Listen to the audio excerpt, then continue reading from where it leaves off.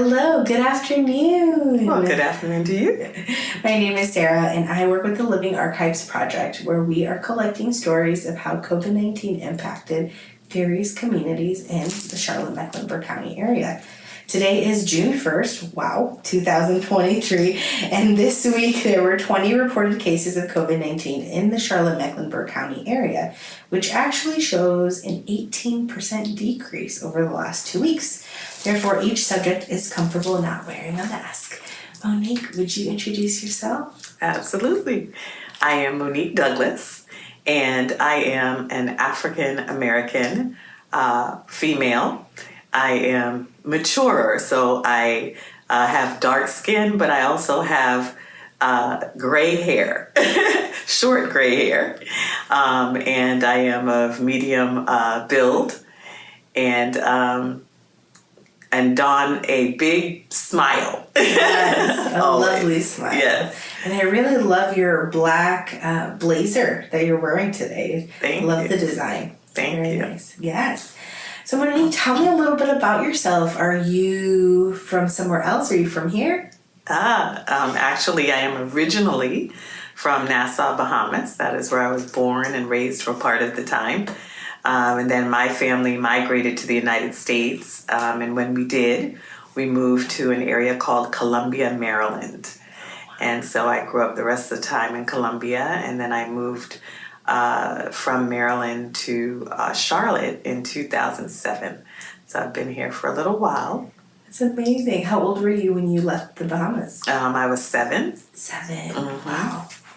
I could tell you must have been a northerner because you don't have a southern accent. Yes. No, I'm also a northerner, so here we go. So Monique, tell me a little bit about yourself. What do you do for a living? Okay. So currently, my husband and I were entrepreneurs, and we have a number of business interests. One is that we own a branding and consulting firm. And so I like to say we are a Target superstore for branding with a boutique feel. So we like to say we help our clients make a splash in the marketplace rather than tiptoe in. So all things visual, branding, written content, anything that communicates messages about your brand in the marketplace. We want to do so in a dynamic way so that you do stand out, and that's what our company does. And then the location where we do that is in our studio, which is called Studio 229 on Brevard, which is located in Uptown Charlotte. And at Studio 229 on Brevard, not only are we a photography studio, but because of the size of it, we decided to multi-purpose its use. So we're now known for live jazz, live music. We have a full liquor license and a bar. So it's a really great place for folks to come and socialize as a community, and a place for culture. We have art there. And we also allow certain types of events to come there, so people can rent it out for certain types of events. And we're really about the community, so we do have a nonprofit arm to what we do. And so our nonprofit is called the Grooming Greatness Foundation. So we work with youth ages 9 to 16, and we teach grooming, but we teach it through exposure to the arts. So youth from underserved communities come to us for piano lessons, acting classes, visual art workshops. We do modeling. We have photography courses. So all types of things that engage them in the arts, fashion design, so that they can be kept busy and exploring different avenues of arts. And then we take them to the theater, to the opera, to the orchestra, which are all places where grooming is important. And we have those opportunities to have those discussions, because now you're going to be in an environment where how you carry yourself, support yourself, how you dress, how you speak, how you walk will make a difference. And so those are kind of the things we're wrapped up in. Just some of the things. That's amazing, Monique. You have so many hats and you do so much, and it's really amazing. So I'm just going to jump right in because there's just so much to talk about. So tell me, I'm just going to put a term, as an entrepreneur, it seems that you and your husband are. Tell me, how did that impact you and both the businesses that you guys have and your nonprofit during the last 3 years? So we were gravely impacted by COVID. And so just to give you a taste of what we experienced, we opened our brick and mortar 6 weeks before COVID. Wow. So here we are with a 32 square foot establishment in the heart of Uptown Charlotte, that as quick as we opened, we had to close. And on top of that, my husband is a professional photographer and videographer, and our work is primarily with corporate. So in the same week that we were told we had to shelter in place and we had to close, in that very same week, my husband lost all of his corporate conference contracts for the year in that week. And then I'm a business consultant, so my 6-figure contract I lost in the same week, along with 4 other smaller contracts. So we had 1 week of just phone call after phone call after phone call after phone call, of our income just going straight out the window. And so it was very sobering, to say the least. So I think the next 2 weeks, I don't think my husband and I could even had words to be able to talk, because we were just more in shock trying to figure out, what are we going to do? We have bills that we have to pay. We have this establishment now that we are responsible for. And it was a lot. It was a lot. Aside from the fact that we have children, we still have one of our children is at home.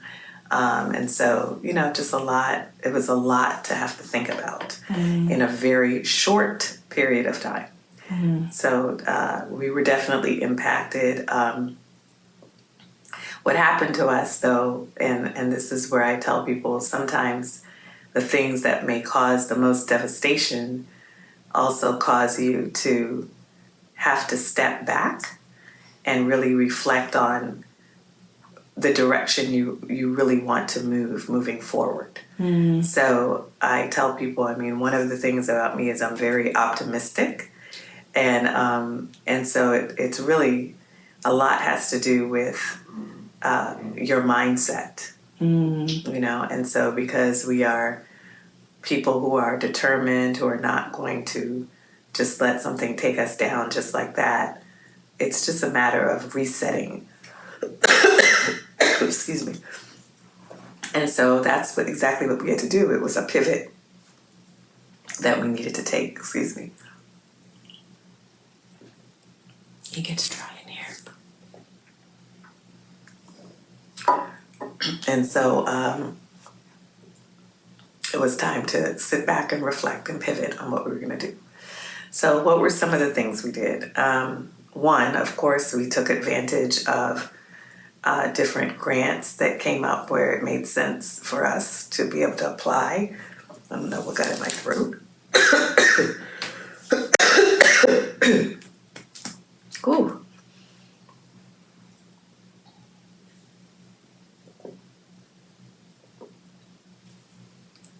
You need a minute? Whew. It's like a tickle. Yeah. We can pause. Okay, I'm good. Okay. So we took advantage of some of the grants that came through.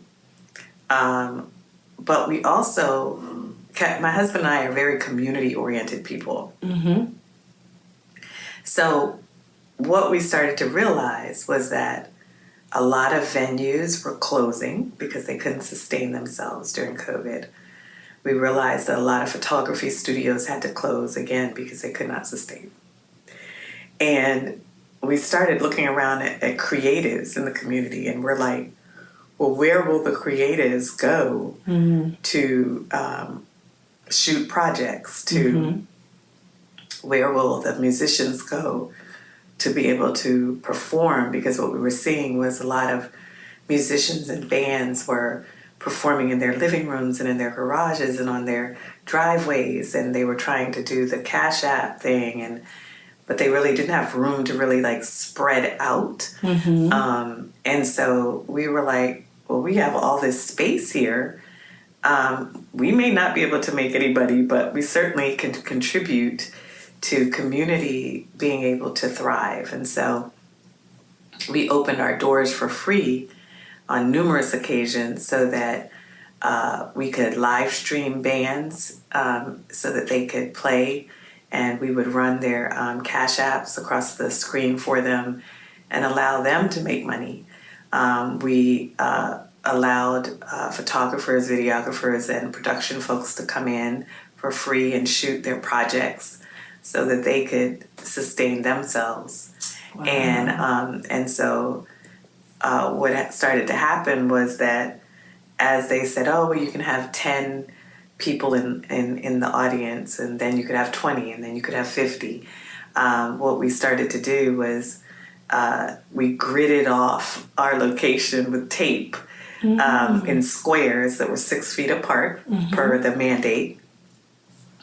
We put a cocktail table in the center of each square with 2 chairs, hand sanitizer, and your mask, and you don't move out your square. And that's how we started having small audiences for the bands. You know, it started out with just 10 people, right? So like 5 couples. And then as the restrictions allowed more individuals in the building, then we gridded some more. And but then as we were kind of moving out of that COVID situation, we were like, okay, we're going to go back to our branding and photography and all of that. But the bands and performers were like, but we want to stay, we want to perform at your location. And we're like, well, that's really not what we do. And so anyway, it ended up that it stuck. Wow. So now we are known for live entertainment at our location. Like I said, we went ahead and obtained a liquor license because we had a bar in our location anyway. Yeah. And so that we could operate as a music venue. And so that's a part of what we do in our location now. But that came as a result of pivoting during the pandemic. We also decided that we would allow people to rent the venue out for events. So we've done weddings, and people have done their birthday parties, bridal showers, baby showers, all types of events. Corporations do retreats there, business workshops, seminars, all kind of things are held.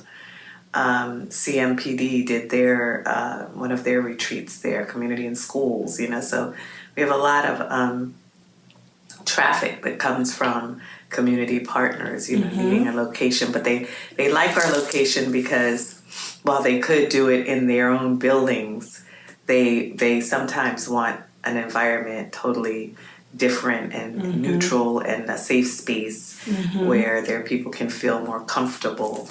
And this way, anytime they have to have certain types of dialogue, it's just more conducive for that because of the atmosphere we've created.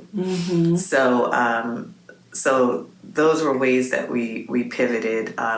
From a photography standpoint, what we did was would just do one-on-one photo sessions, and people would have to schedule their times, and we'd wear our mask, and then they would wear their mask up till the time for them to get in front of the camera, and so you just had to get very creative in how you conducted business.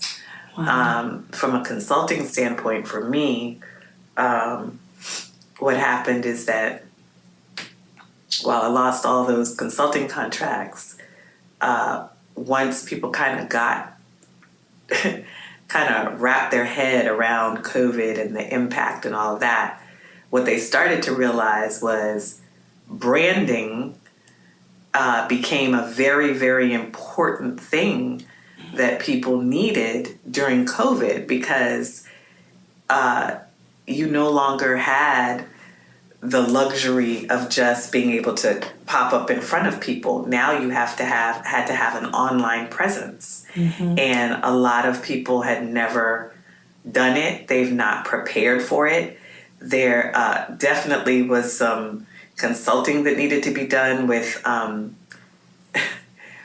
how people purported themselves online, with Zooms and all of that. I mean, there was a whole education that needed to be done to ensure that people were carrying themselves in the most professional manner possible. And so branding became something that all of a sudden was like, oh, wait a minute, I need to call Kevin and Monique, because that's what they do. Mm-hmm. I don't know where to begin with this stuff. So we were able to begin picking up clients as we moved through COVID, because now people recognize that I don't even have a good headshot.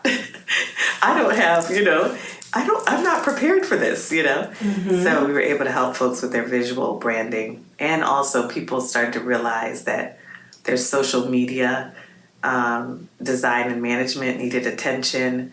They realized their websites, which they had taken for granted, were outdated and looking crazy, that they needed help in getting the visuals updated and their verbiage presented with whatever the new branding and that they were interested in bringing to the fore. So, so it really was a pivot Mm-hmm. for us.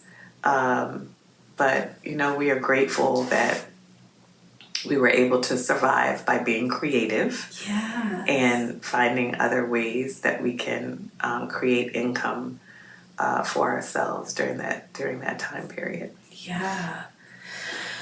Wow. Thank you. Thank you for sharing all of that. To go back to a comment that you made, you said it's all about mindset. Mm-hmm. And how important that is, especially when you have such devastating news that mm-hmm. you and your husband lost your contracts, and it just cannot imagine what the thoughts going through your mind. Tell me a little bit about that. How do you come out of that negative thoughts, or just struggling with everything that's happening and the lack of control? Mm-hmm. Well, one for me is I'm definitely a person of faith. Mm. So there are some things that happen in life that you're absolutely right. We absolutely have no control over it. So I am a firm believer that there are times when you literally have to take a situation and leave it with the Most High. And just say, listen, this right here is completely overwhelming. Mm. I don't have the strength within myself to be able to handle this, and I need your guidance, and I need you to give me this strength. Now, one thing I believe in is that we can't just leave things with God and then and then do nothing and expect Him to just perform this big miracle. Mm-hmm. It says faith without works is dead. So you got to work too. Mm-hmm. So my prayers are always that He promises to give you the strength beyond what is normal to endure.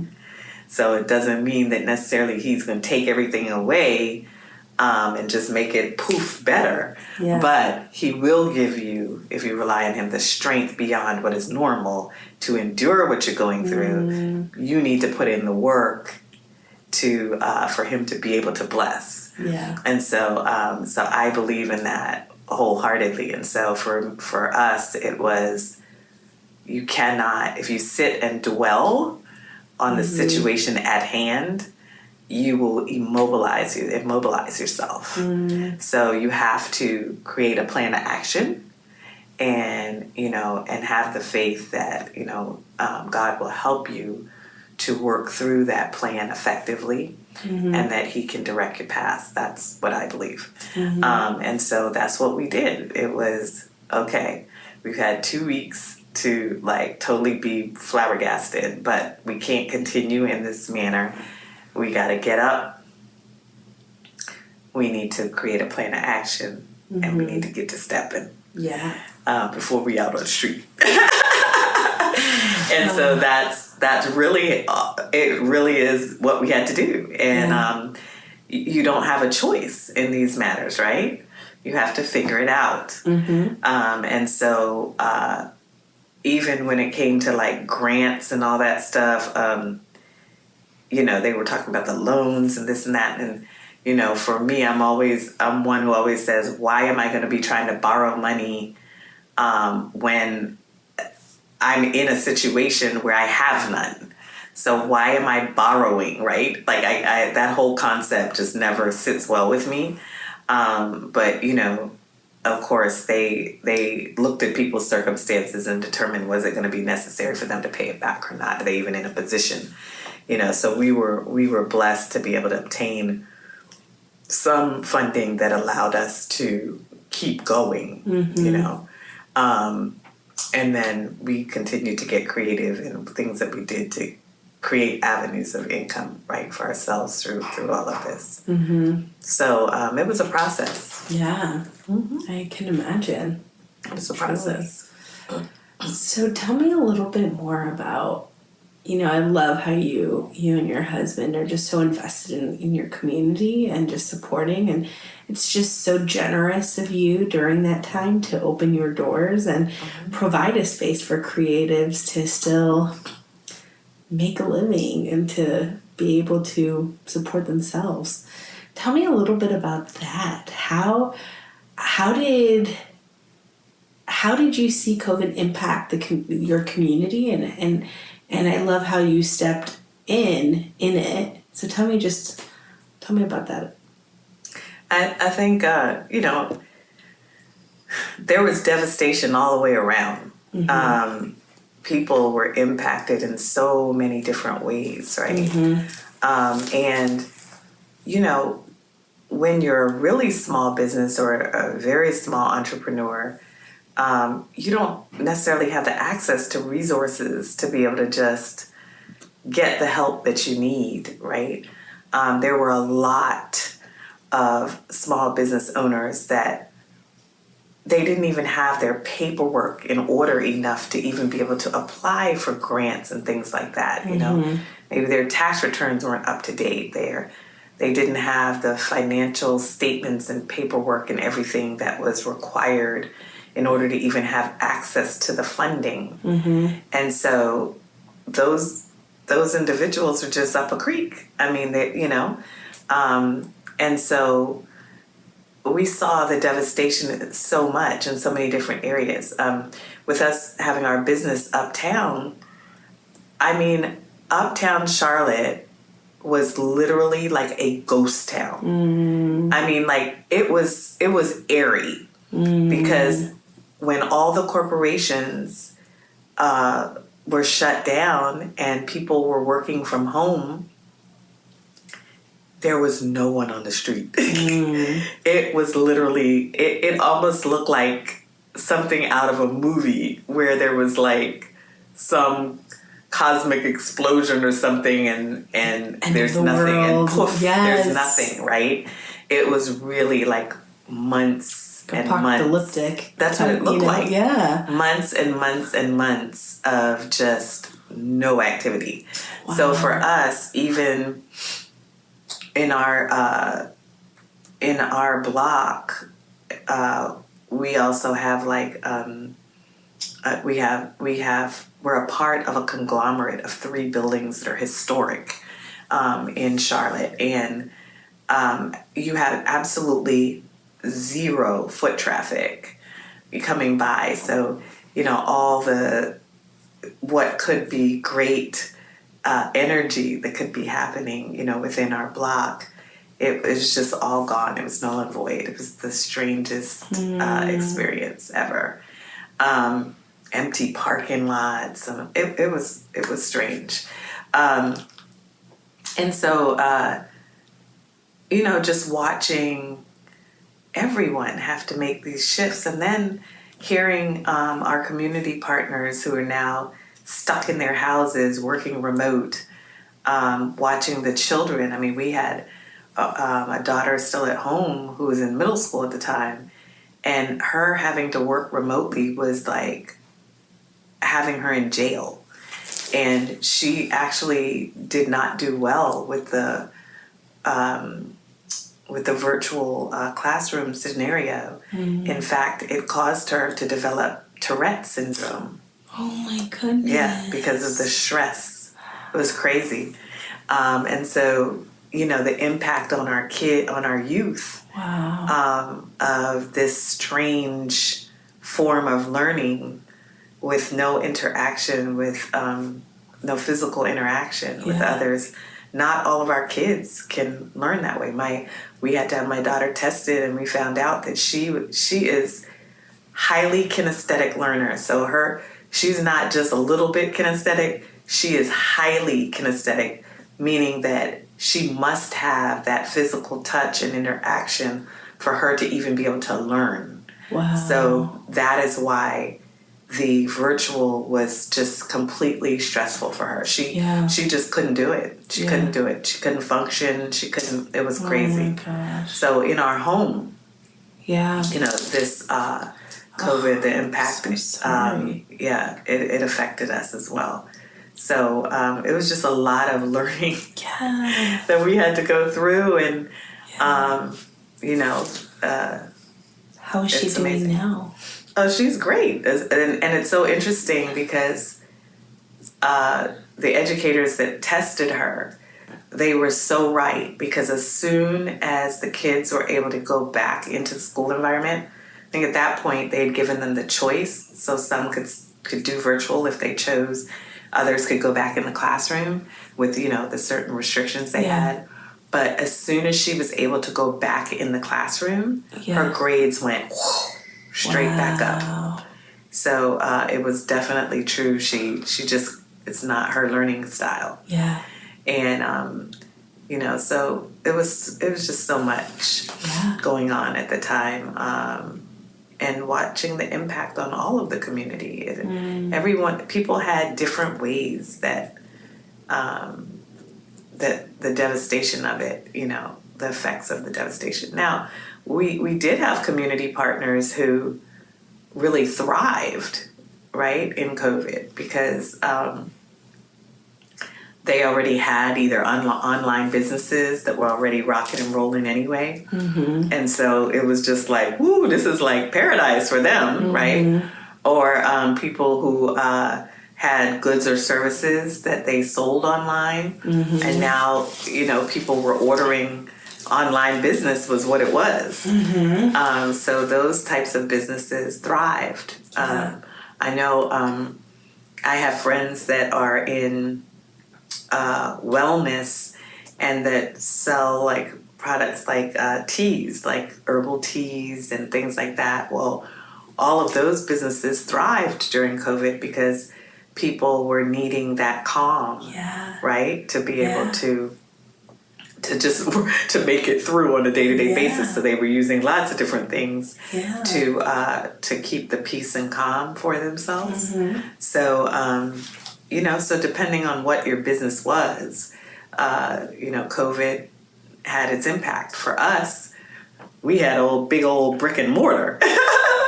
So not having people being able to come into our building was challenging. Yeah, can imagine. Yeah. How about everything else that was happening over these last 3 years? There was a lot with the shooting of George Floyd and all of that stuff, and then the riots that were happening in Uptown and around Charlotte. How did that impact you? Well, it definitely impacted us because we were right there in the... Yeah. Your location is Our right location there. is right there where marching and all of that was going on. We had several windows knocked out as a result of rioting. Wow. That had to be boarded up. We had vandalism on our windows. I remember. I mean, it was a very scary time because I remember there were nights my husband literally slept in the building to just make sure that, people weren't trying to break in or, things like that. And we called CMPD to make sure that they were patrolling. And even sometimes we would literally, as the marches were happening, we did a couple of nights where we sat outside with bottled waters and to show that we cared, and we were handing out waters as people were coming by marching.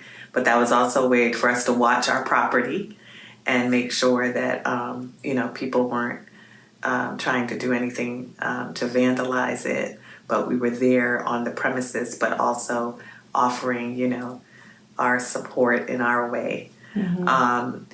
But we also partnered with our neighbors that were diagonal to us who had a restaurant that had gotten windows knocked out as well. Mm-hmm. And so we were taking turns watching each other's property during that time. It was hard. It was very stressful because when you've invested so much into your business, the worst thing is to think that people will destroy, what you've worked hard to build. And so those were scary times. And aside from the fact that, it's emotional. It was all emotional. It was very, very emotional. Now, something really cool that came out of it, though,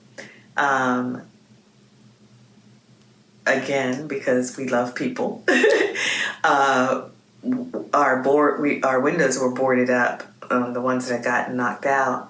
So there was a young artist who had lost his job. We had later found out he had lost his job. And he was, instead of sitting in his house being depressed, he had lost his job because of COVID. Because of course everybody was downsizing and all of that. And so he decided instead of sitting in his house and being depressed, that he would come out, and he decided to come uptown and see if anyone would allow him to paint on the boards, of their buildings, the buildings that had boarding up. So he had hit 5 different buildings in Uptown, and everybody was like, no, you can't, no.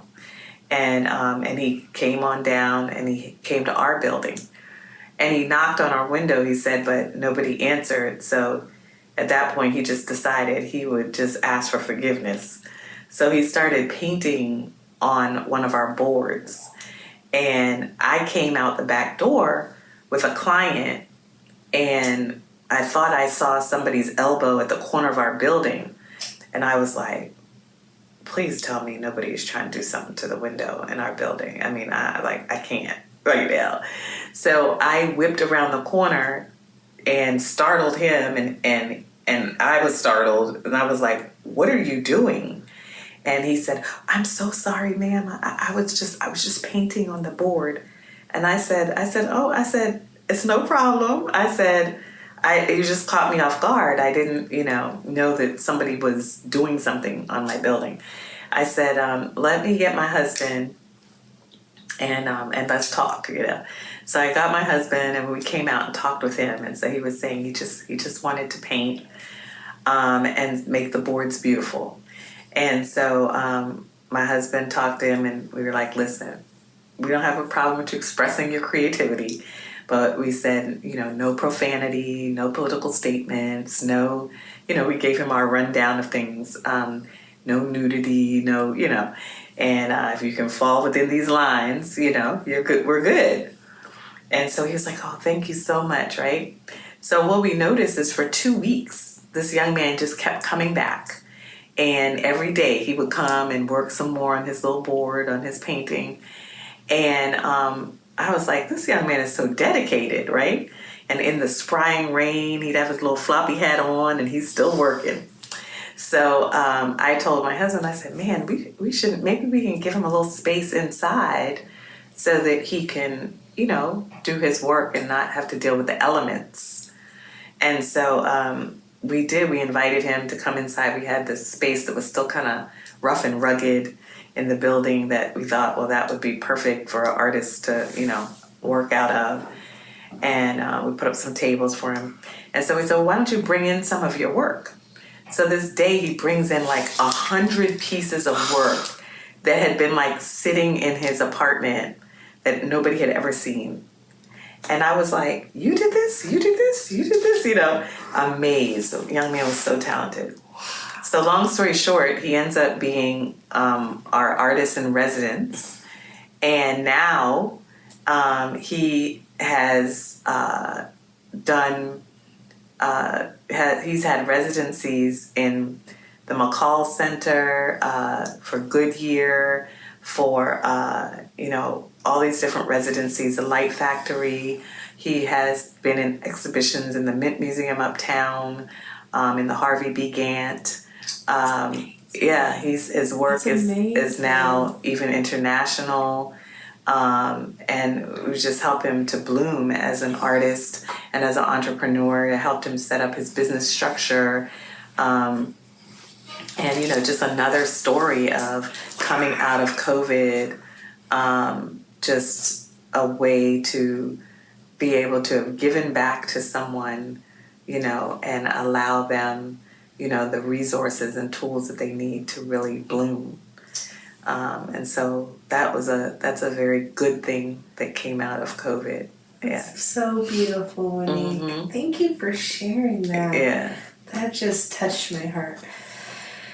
To respect and honor your time, is there anything else that you want to share with us before we finish up? Yeah, I think the greatest thing that I would share is, never give up.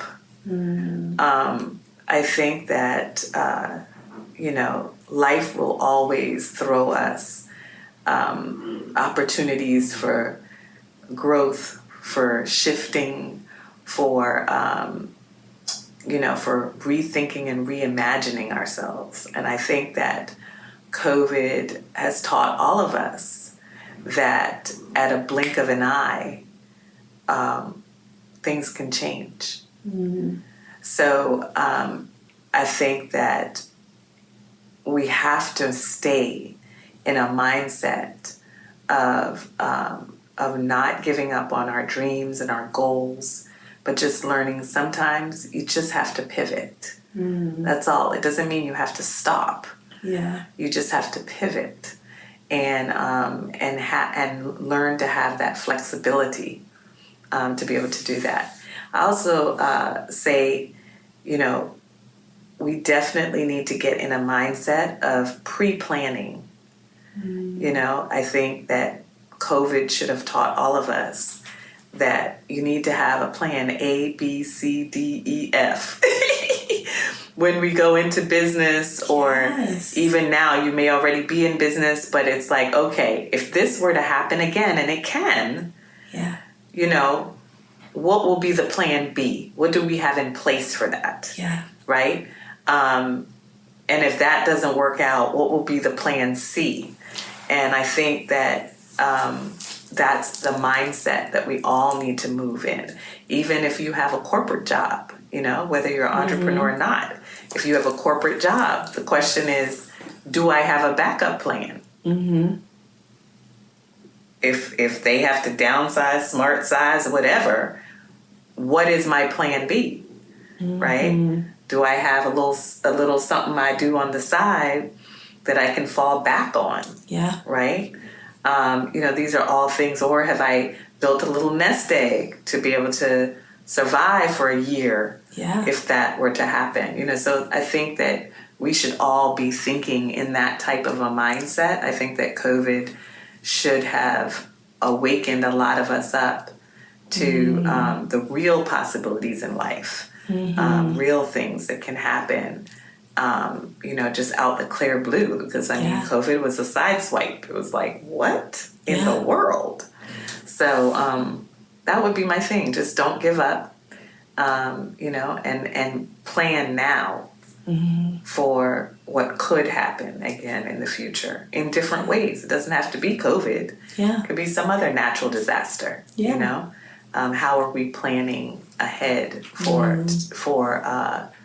any type of change or adjustment in our businesses and in our lives? Such wise words. Thank you for sharing, Monique. I appreciate you. Thank you for your time today. No problem.